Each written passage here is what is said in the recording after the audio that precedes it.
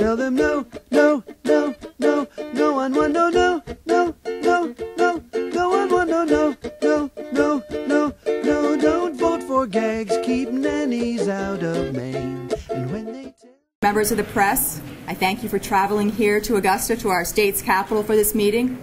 My name is Paula Sutton, and I was raised right here in Augusta. I would have never predicted holding a press conference, that's for sure. I'm here with Representative Joel Steckes and Larry Lockman. Joel Steckes is a representative from Canaan, and he and I have formed a political action committee called Mainers Against Welfare for Politicians. We have done this to spread the truth to the people of Maine, and we have done this by talking directly to our friends and neighbors, and now the press. The message that we are sharing is a harsh truth. Question 1 amounts to little more than an increase in welfare to politicians. The passing of Question 1 would give politicians a significant pay raise and make the citizens and job creators of Maine foot the bill. Right now, under existing Maine laws, state Senate candidates get about $22,000 to run their campaign for the general election. If Question 1 passes, this number will rise to $60,000. That's nearly tripling. That's a huge increase. I know this because last year I ran for state senate in Knox County. I ran as a traditionally funded candidate and worked very hard, and I was able to raise around $34,000, all from voluntary donations.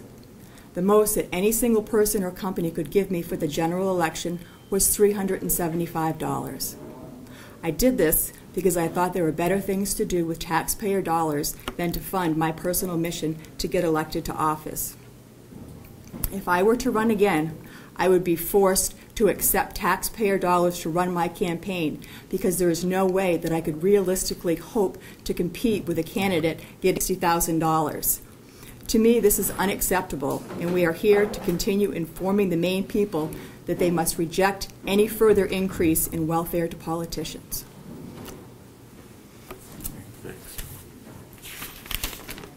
Good morning, everyone. I'm Representative Lawrence Lockman from Amherst. I am serving my second term in the Maine House of Representatives. I want to begin this morning by publicly thanking Paula Sutton and Joel Steckes for stepping up to lead the campaign to expose Question 1 for what it really is. Ladies and gentlemen, Question 1 is the biggest expansion of welfare for politicians in Maine history. But it's worse than that. It is a blank check expansion of welfare for politicians. Nobody has any idea what this will cost the taxpayers of Maine. If Question 1 had been in place in 2010, the governor's race alone would have cost as much as $15,000. $15 million. Thank you. That's $15 million from Maine's general fund to pay for lawn signs, bumper stickers, negative ads, and robocalls. After years and years of chronically underfunding our nursing homes, how can we afford to give politicians more campaign welfare? Every taxpayer dollar that is spent on partisan political campaigns is $1 less for needed services to Maine's most vulnerable elderly and disabled citizens. How much longer will they languish on the wait lists if we pass Question 1? Question 1 will triple the pool of welfare dollars available to fabulously wealthy politicians like limousine liberal Justin Alfond. Alfond's state Senate campaign last year was paid for by Maine taxpayers.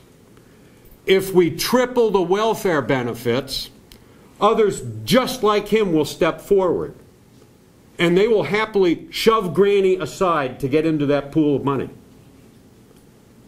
On November 3rd, we urge Maine voters to just say no to more politicians, to more welfare for politicians, and to just say no to the dark money billionaire carpetbaggers who are bankrolling this campaign. And now it is my honor to introduce Representative Joel Steckes. Thank you, Joel, for your leadership in this David versus Goliath battle. Thanks, Larry. Good morning. I have some prepared statements that I'll read, but first I want to thank Paula and Representative Lockman and the thousands of Mainers that have joined us in this real grassroots effort to expose the truth behind question 1 and ultimately working towards its defeat November 3rd. Representative Lockman was completely correct when saying this is a David versus Goliath battle, but I don't want people to misunderstand. This isn't about me versus them. This is about, once again, Mainers defending our way of life against ultra-wealthy special interest groups from away. I'm just a carpenter from Canaan, where I've lived most of my life, got married, raised my kids, and now I'm beginning to enjoy being a grandfather there. Almost 2 years ago, I was asked by my friends and neighbors who share my principles and values if I would run for the legislature and speak for them in Augusta. And that's exactly what I intend to do. My friends and neighbors and I would just like to be left alone. We'd like to just go to work and raise our families and enjoy our great state.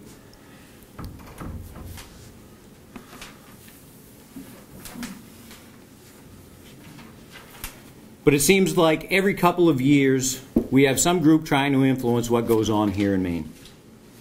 So here we are today, once again, we the people of Maine up against another very well-funded, fully staffed political machine. This political machine is assembled from special interest groups from Washington, D.C. and Massachusetts, and is partially funded by $100,000 personal checks from New York. And then on top of that, they're also supported by hundreds of thousands of dollars of out-of-state money from foundations owned and operated by some of the wealthiest people on the planet.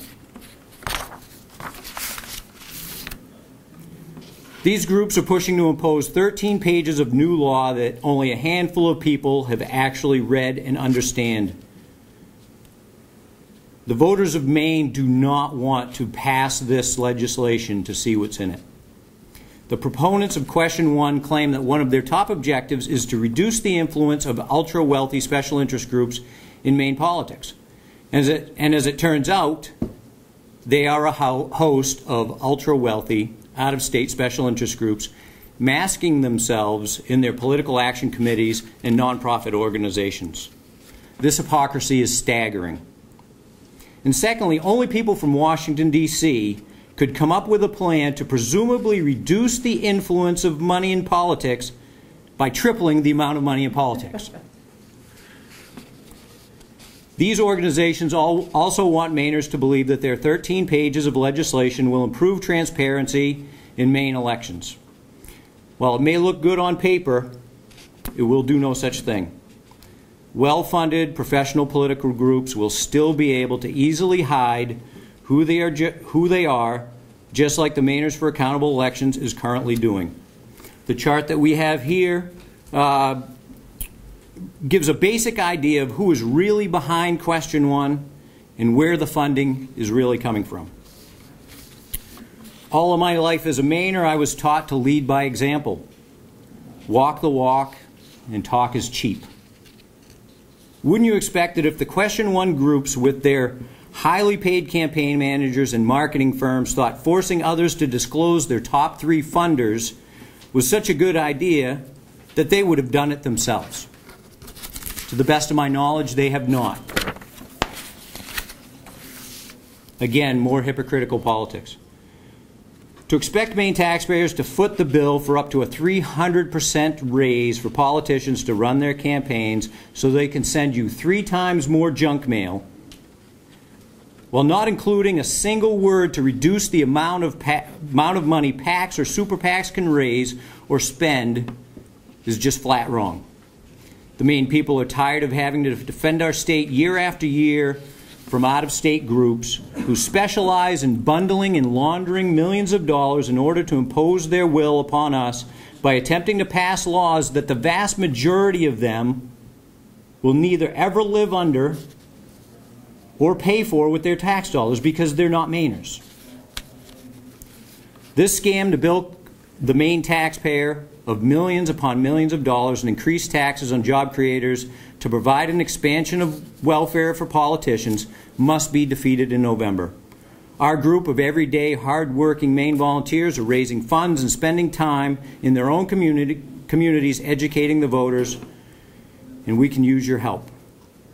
For more information, you can go to our Facebook page, which is No on Question 1, where there's also a link to our website.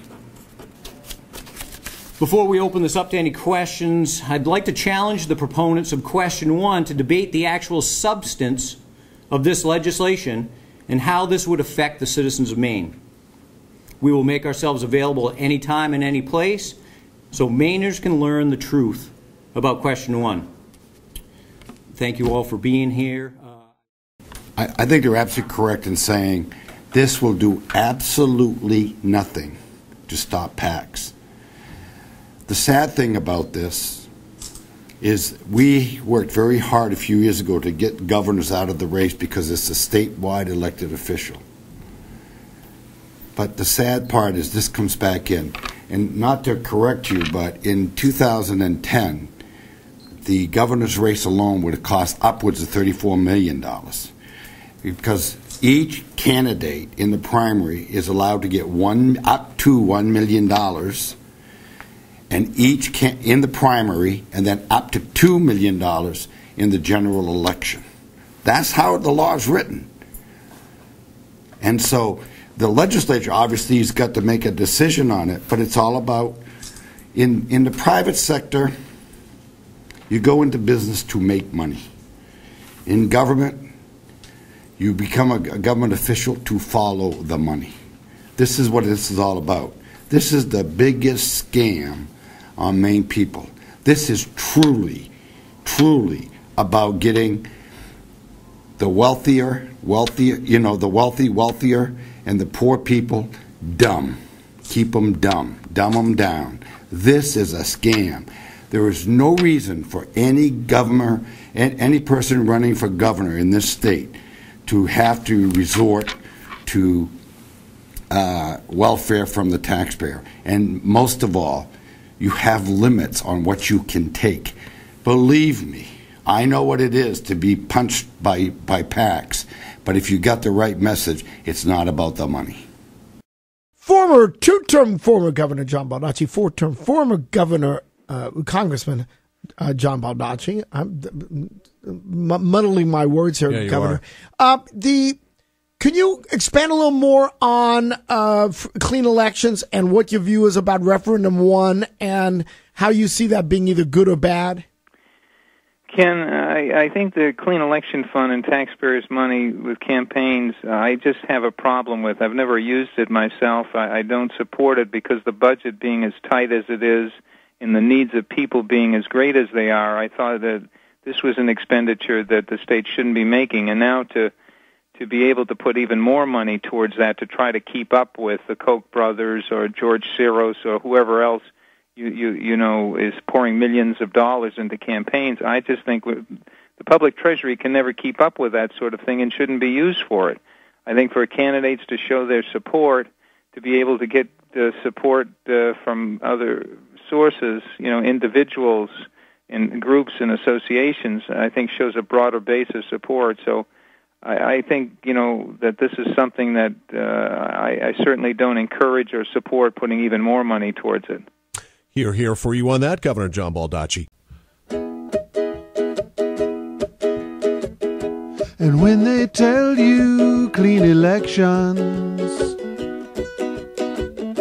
it's really EBT for Pauls. You tell them no, no, no, no, no one want no, no, no, no, no, no one want no, no, no, no, no, no, don't vote for gags, keep nannies out of Maine. And when they tell you clean elections,